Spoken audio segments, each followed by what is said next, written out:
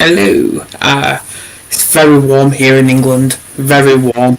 We've got a nice storm brewing. Yes. What's it like in Wisconsin? Like 70s, mid 70s right now. I'm sure we've got rain coming at some point because, when you look in the sky and you see a big giant X over your house, something doesn't look right. Anyway, tomato, tomato. Tomato, tomato. So, everyone, please do subscribe, share, and ask questions when you can. So, Ashley, tonight is building friendships or more connections after trauma. So, why do you think friendships or connections can become so difficult after someone's experienced trauma? Because usually when there's some sort of trauma involved, there is a breaking of trust. So when trust is typically broken, we carry that into almost all relationships. And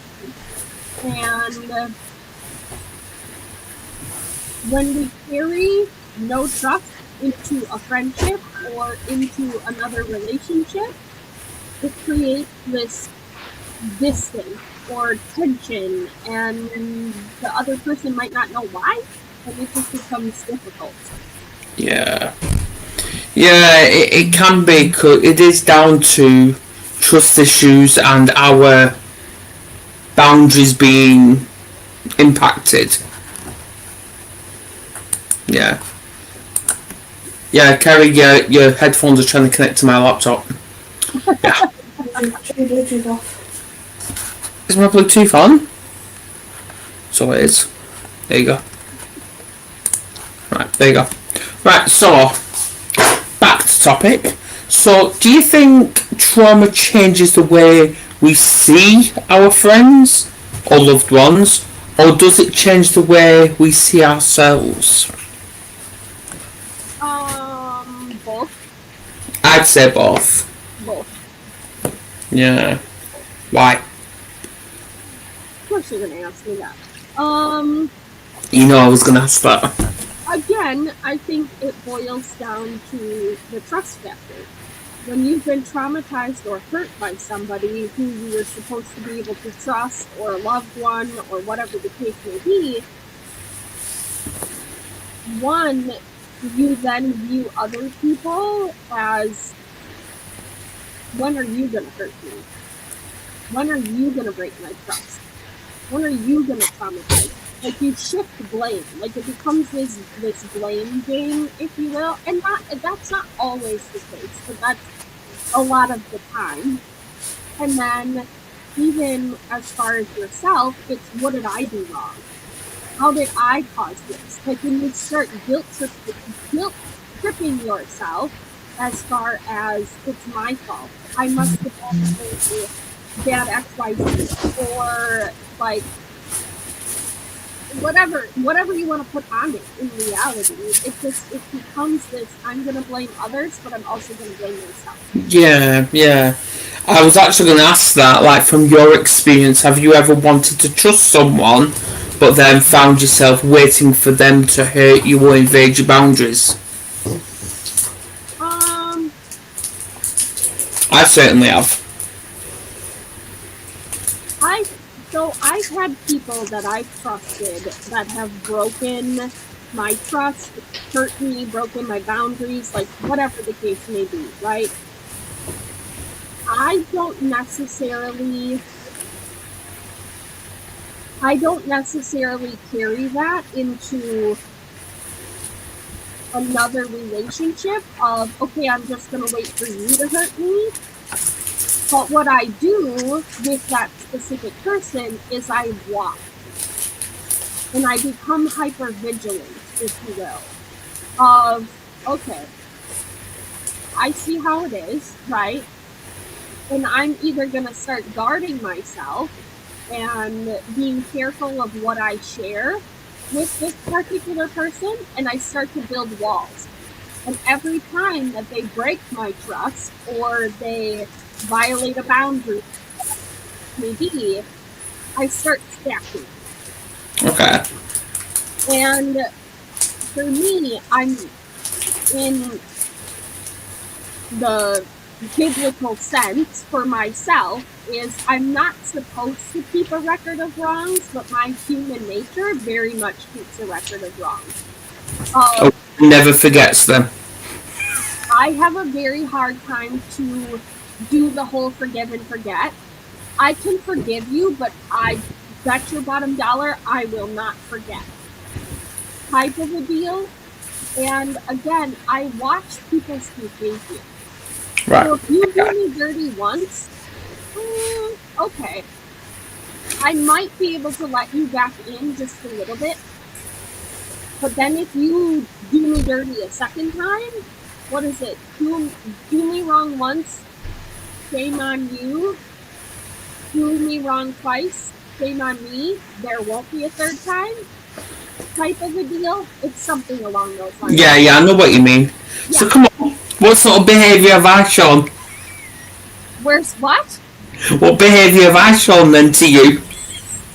You haven't done me dirty, so you're all right. You're all right. I don't. Yeah. I haven't stacked shit up against you, so you're okay. But that's the thing is like I've become more aware of it. And then, you start watching people. And yeah. We had a pastor tell us from one of her sermons essentially say, give people time to show you who they truly are. Yes. Because it will come out. Like, at some point, the words won't match the actions, and the actions won't match the words. That's true. They won't reveal their true selves to you. You just have to give them time. Yeah, that's true. So, and obviously, audience, I am going to be asking you questions as well to see if you can answer. How do you tell the difference between protecting yourself and pushing people away?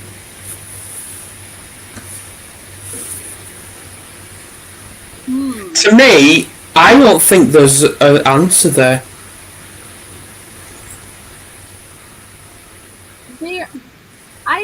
They're very similar. I would say. Like, there is a protecting that you can do with yourself and still let people in. Again, it just becomes, what are you willing to be vulnerable about, and what are you willing to share with people, right? Yeah. Like, you can share little tidbits of yourself with people and still let people in. But there's a cutoff, because you're protected, right? Yeah. And there is also the kind of like what we had talked about, what was it, last week when I was having all sorts of computer issues, as far as isolation. When you're going into protective mode and you're pushing people away and you're stiff-arming people, you're putting yourself in isolation. That's true. Let people in. You don't share anything. You become like this hermit crab. It becomes very, very superficial interaction. Hey, how you doing? I'm good. Hey, how you doing? I'm all right. The word response is yes. Right. Hey, how you doing? I'm fine. Like you're not like letting people in, right? It becomes very short, surface level. That's all it is. That's more of the, I'm going to keep you way out here, and I'm going to also protect myself, but I'm going to push you away. Do you know what? I know that feeling, because when I'm trying to talk to someone, obviously I like to start with how they are before I talk about me.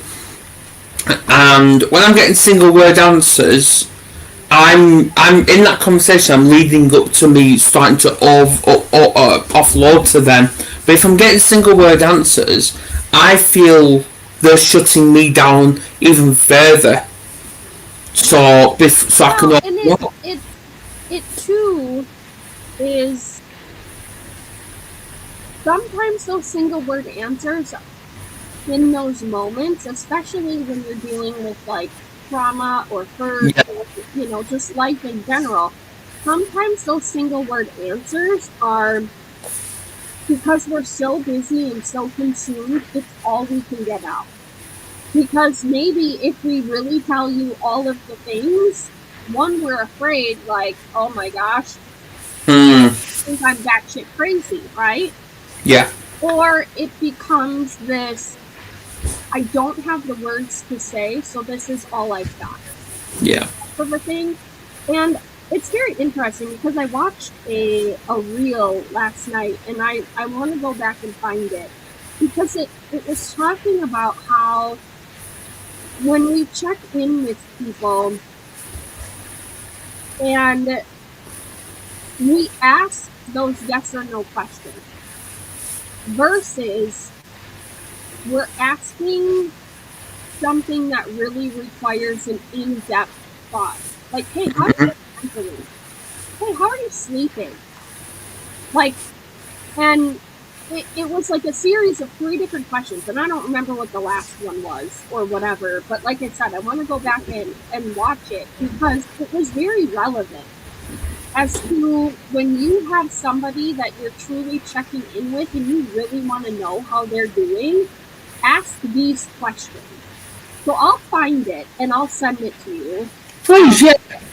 Because it was very eye-opening, especially when it comes to, and I know this sounds sexist, but when it comes to men. Because a lot of times, like, when you're with your buddies or men asking another man, like, hey, how you doing? You know, yeah, I'm fine, right? That only produces a one-word answer or a very short response, right? Yeah. Because most men don't want to talk about their feelings. No. Right? No. Because they don't want to appear weak. They don't want to appear like they're whatever. Mm-hmm. So this was really getting into more of those questions that really give a response and a true answer. That's So true. I'll Yeah. thank you. Yeah. Yeah. Hi, Robert, by the way, and hi, everybody. Question for the people viewing tonight, and obviously people on the replay as well. What's harder for you? Trusting someone else or trusting yourself?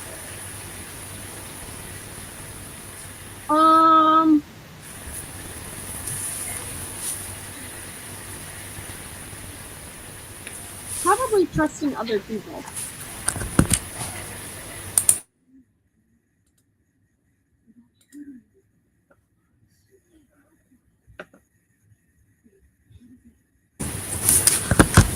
I would say trusting other people.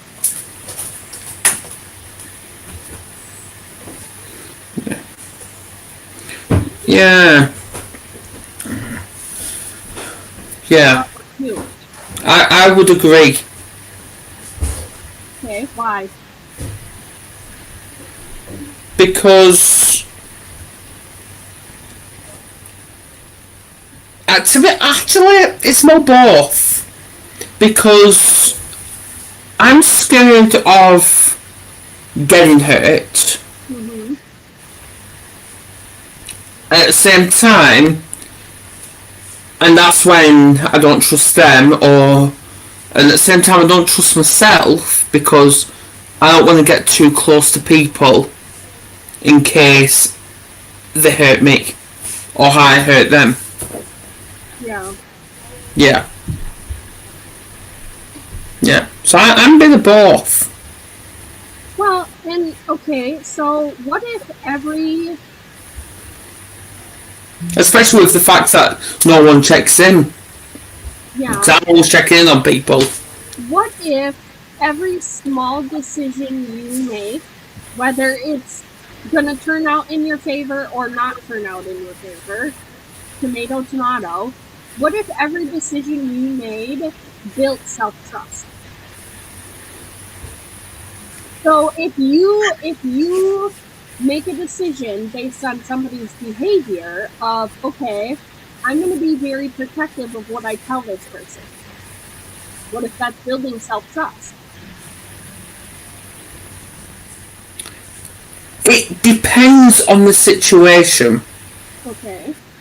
Yeah, because the situations, you never know whether it's going to be positive or negative, and that's where my reactions come in, or responses, because that's down to me choosing if I want to react positive or negative. So yeah, yeah. That's going back to not trusting myself again. Because you're right now, because you're almost in that indecision. I'd say it's more fight or flight mode, or that survival mode. Versus, I'm going to make this decision. Yeah. Whether it goes good or bad, I still am making this decision.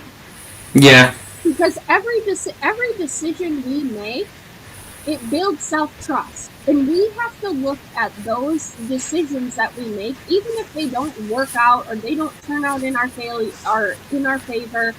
If we look at all of those decisions that we make as failures, we break the self-trust. What if we looked at those failures or those decisions, even if they don't turn out the way that we thought that they would, what if we look at them as lessons and stepping stones of, okay, that didn't work, so how can we do it different next time? Yeah. How can we do it different in the future? What needs to change with my perspective, my thought process? I see what you mean, but I don't look for the next time. I'm living in the moment, Right. and. But you have to think, though, that there is going to be a next time that this particular situation or something similar to it is going to come up and is going to arrive. Yeah. So it should trigger in your mind of, wait a minute, I've been in this situation before, and this is the decision I made. That decision didn't work, so what decision can we make differently this time? Yeah. And that, again, that begins to build self-trust. Like, a lot of times when I do leadership training, one of the things that they always talk about is leaders make decisions before they know how. You're not going to always have all of the details figured out or completely mapped out or know where the financial backing is going to come from, know how the work is going to get done, know all of those details. But if you sit here and you're like, should I, and you keep going back and forth, you're breaking down that self-trust. Like, within you, you already know what the decision is. You're just living in fear to make it. Because you're like, I don't know how. How is this going to work? I don't know what to, right? So I've had to learn, because I've been in a lot of these situations, I've had to learn where, okay, I don't know how this is going to work, but you know what? I'm going to go for it anyway. And we're going to figure it out along the way. Yeah. And you would be surprised, and I shouldn't even say you'd be surprised, but you would be amazed at how often all of the pieces start to fit together and how doors start to open and things that you didn't think were possible all of a sudden start becoming possible. And you're like, whoa, I'm glad I made that decision, right? Because you trust yourself enough to say, yes, I'm going to do this even though I don't know how. I see your point. I do see your point, yeah. But it's hard to do that when if you're living in that trauma, in that fear, in that fight or flight, and you're mostly in the flight, if you're living in that, it is hard to make decisions or to trust yourself because you're constantly thinking, I allowed this person to hurt me. Again, this goes back to that blame and that shame. I allowed this person to hurt me, so if I make this decision and if I get hurt again, like you're carrying the past into the future and you're allowing yourself to stay there and to stay stuck. Yeah. Yeah. Okay, there's a bunch of stuff in here from Robert. What did he all say? Trust myself. Oh, yeah, meaning I trust myself and would rather not put others in a position where I would have to trust others and they're supposed to back, but they do anyway. Doesn't mean I stop doing what I'm doing, to do me on the friendly side, they're telling me that the recipient may choose to take it and do it for me. Okay. Okay, I'm caught up. There's a lot there. He's definitely committed to this. But yeah, to the people here as well, I've got another question for you. Have you ever been blamed for behaviour that came from something you were struggling with?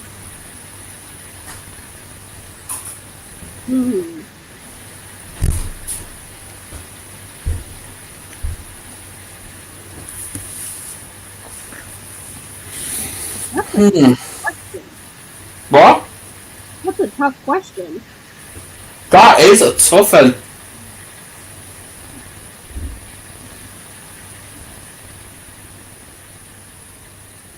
Been blamed for someone's behaviour that came from something you were struggling with.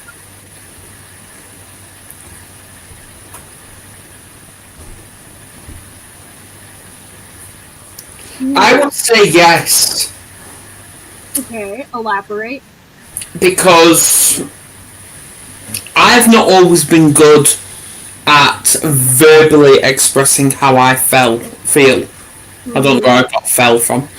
Feel and I'm always an action person rather than the verbal. And when I'm withdrawn, which I've been recently, I've not been in the moment, in the present, to be a husband or a dad or even myself. And I have been judged on that. And it has been used against me. Mm-hmm. Yeah.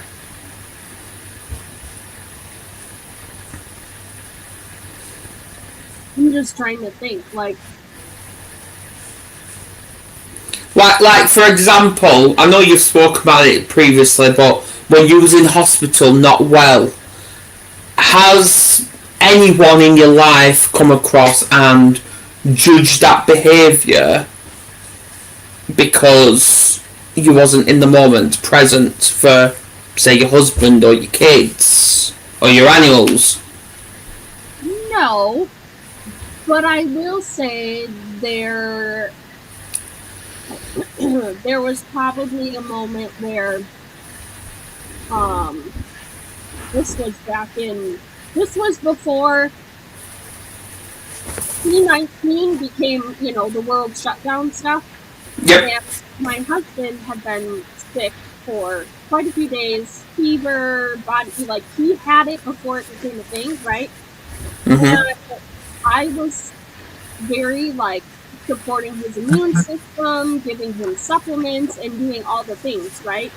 Yeah. And was told, well, if he doesn't get better in XYZ time, you get to take him to the hospital. Because he took you to the hospital when you were almost dying. Like, that's been thrown in my face. And my response is very much, he's fine. Yeah. And if I need to, I would. Like, thinking that I wouldn't take care of my husband, I'm just going to let him die on the couch. Like, no. And how you're monitoring things, right? Because, again, it also comes down to I don't trust the medical establishment, so I'm going to do what I know is best for him in the moment and support his body versus they're going to do what? He has a virus. Like, there's nothing that they're going to do for him that's going to change it. So, yeah. Yeah, well, it seems I've got tech issues. Is that better, Robert? Because I've had a lot of people saying when I've been talking and my microphone's there, talking through the microphone and the laptop, I'm very loud. So is this okay? Am I calm? Am I quiet? I think it sounds fine. Mine is probably the one kind of jumping all over the place. I don't know. My Okay. interwebs don't seem to be functioning properly lately. Alright, okay.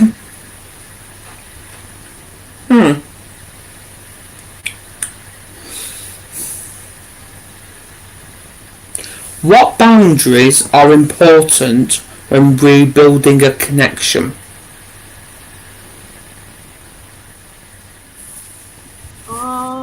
What boundaries are important to rebuilding a connection? Better. Hmm. Um,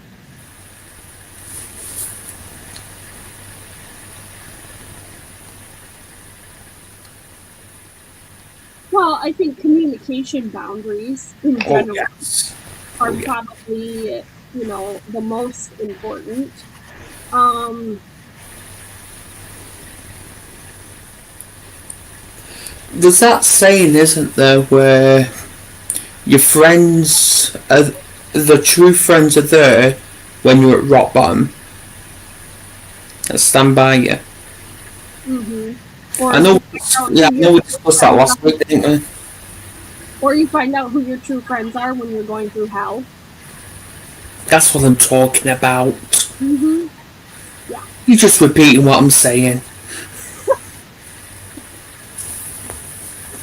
Well, yes, I would say communication is a huge boundary when you're trying to rebuild trust with people. Yeah. Um,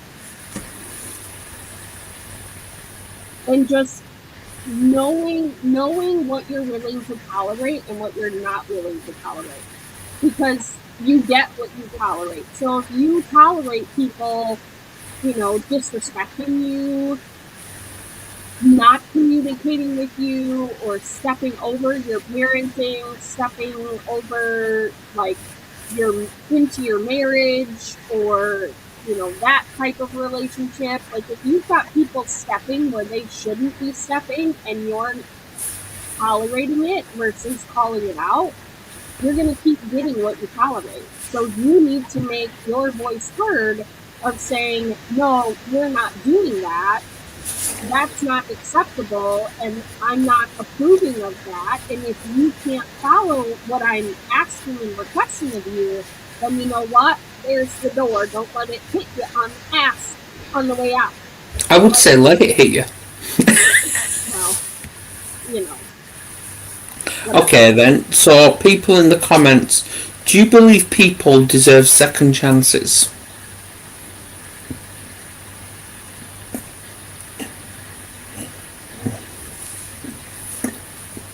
And while we wait, What do you think, Adam?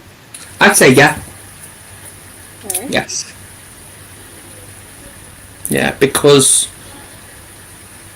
as much as we want to change people, that's impossible. That's up to them to do that. But I bring people back in, but with stricter boundaries. Yeah. Yeah. Yeah. Alright then, Ashley. What's something you wish a former friend understood about you, or about what you were going through?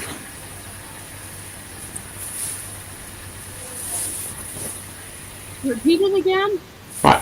What's something you wish a former friend understood about what you were going through? Hmm.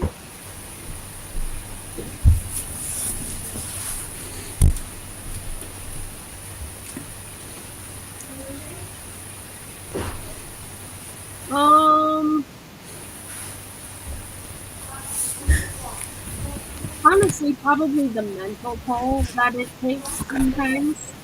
Um,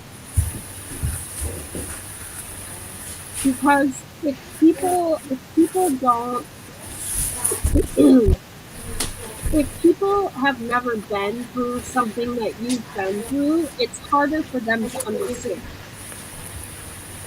So it's probably like asking the right questions to better understand it, but then you could counter that with saying, are you giving them the information to help them understand? Regardless if they ask, right?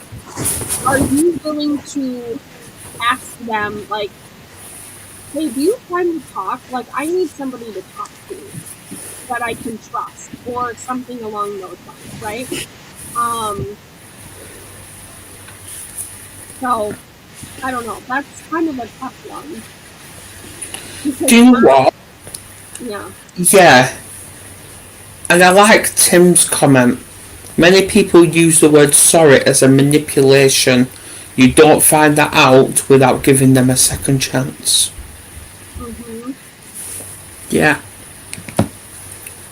Yeah. To me, sorry, and it was actually Kerry that told me that, sorry is just an overused word that means nothing these days.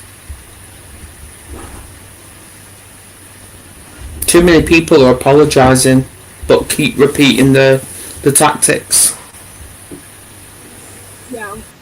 Yeah. Well, and that's the thing too, is again, give people time and they will show you who they really are. Mm-hmm. Actions always speak louder than words. Okay. I mean, and I've had that same conversation even with my husband before. Yeah. Like, you can tell me all day long, but your actions aren't backing it up. Now, does he like it when I call him out on that? Absolutely not.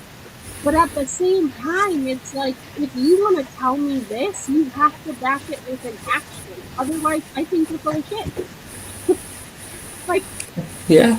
but that's the type of relationship that we have, that we can do that with one another when we truly feel like we need to. Exactly. End of the day, people are going to do what they're doing. They're doing to do.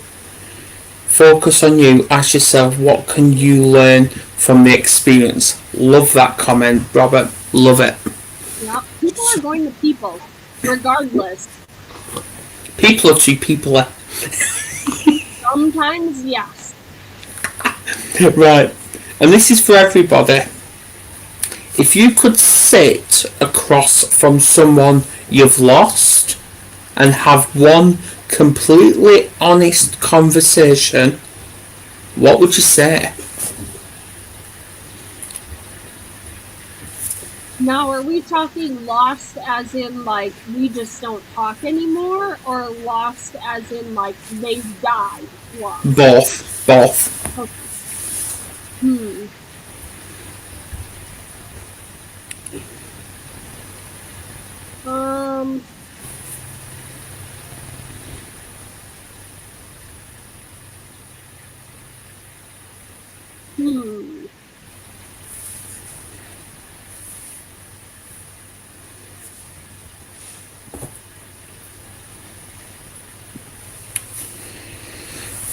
Maybe, like, what could I have done differently in our relationship to, like, make it better or to improve it?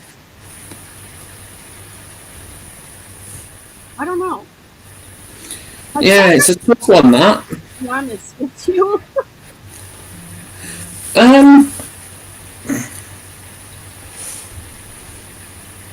I would ask,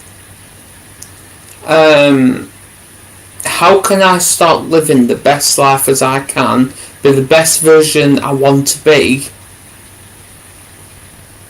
despite flashbacks keep returning? Mm-hmm. Yeah. Yeah, because it's easier said than done to ignore them and to move forward with strategies. But when they're coming thicker and faster, it's difficult.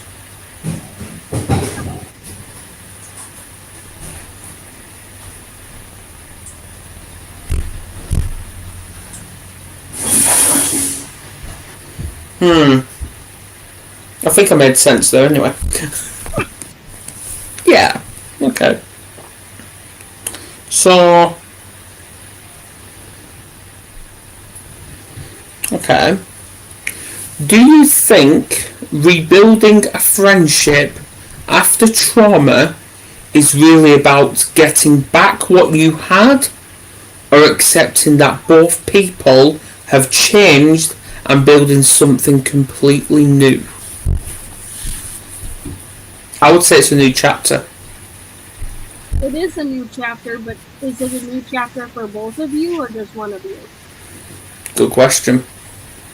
You with the inner psychology. Come on. Well, I'm just being honest, because what happens if, like, you've healed and thought, like, everything was behind you and all the things, and then this person all of a sudden starts behaving the same way, or they bring up something from the past that gives you an indication that they haven't moved beyond what happened.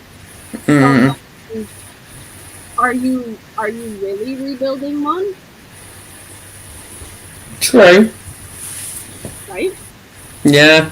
So I think it's almost like the whole "it takes two to tango." It literally takes two to tango. Like, Yeah. you have to be on the same page of, okay, this happened, like, let's clear the air and get it all out, all the things, and then build a fresh new foundation moving forward. Like, we're not going to go back here anymore. We're going here. Yeah. Yeah. What about you guys in the comments? What do you think? Because I think that's how a very lonely road happens, when you think you're going one way and really in reality you're going a completely different direction. Yes. Yes. Alright. How do we stop our past experiences controlling our future relationships? And that doesn't mean with partners, that means with work colleagues, with ourselves, with friends. Again, you've got to heal from it. You have to work on not just the forgiveness piece of yourself, but the forgiveness piece to other people. Because ultimately, again, people are going to people. And some people are meant to go into a season with you, and some are not. Yeah.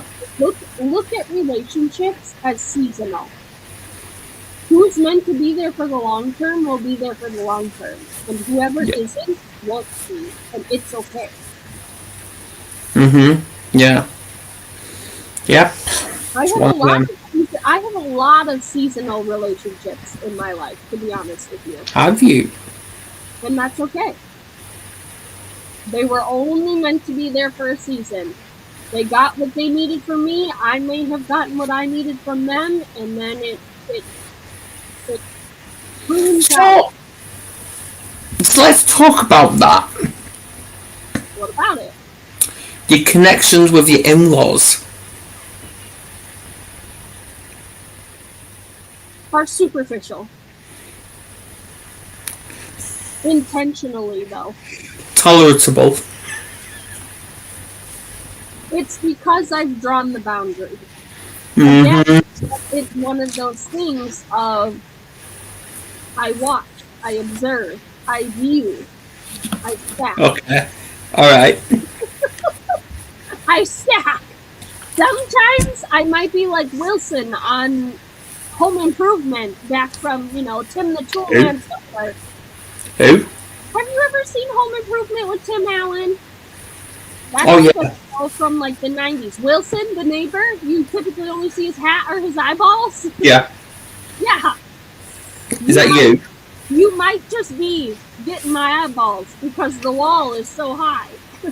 Then my advice is, when it comes to Halloween or whenever, don't build yourself a mannequin with your head with a hat and the glasses peeking over your garden fence at your neighbours. I don't do Halloween, so it don't matter. Oh, yeah. Oh, it's tough. But either way, rebuilding friendships after trauma we have to rebuild that relationship with ourselves first. That's where it all starts. Yep. Yes. Yes, with a good support network. Even though that's hard to get. It can be, yes. Yeah. Especially if you feel like a burden to them. Because there's actually been times when I felt like a burden when I wanted to open up to you. When I've been struggling. Okay. Because I give one word answer sometimes? Yes. Okay.